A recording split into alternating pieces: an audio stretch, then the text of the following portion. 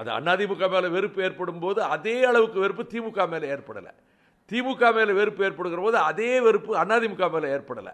முதல் முறையாக அதிமுக மேலேயும் கடுமையான வெறுப்பு இருக்கிற போது 5 வருஷத்துக்கு முன்னாலே திமுக மீது ஏற்பட்ட வெறுப்பு மாறாமல் இருக்கு. அதனால தான், அதாவது நம்ம தாய்மார்கள் சொல்லுவாங்க, தோசைக்கல் சூடாக இருந்தால் தான் மாவை ஊற்றினா தோசை பரட்ட முடியும், வெறுங்கல்லில் மாவை ஊற்றினா மாவாக தான் இருக்கும். நிலம் ஈரமாக இருக்கிற போது விதைச்சா தான் முளைக்கும், விவசாயிக்கு தெரியும். அதுபோல் ஒரு நல்ல பழுக்க காய்ச்சிய பிறகுதான் ஒரு இரும்பை நீங்கள் ஆயுதமாக்க முடியும். திராவிட முன்னேற்ற கழகத்தில் ஏற்பட்டிருக்கிற நிலைமை மிகவும் கவனிக்கப்பட வேண்டிய ஒன்று.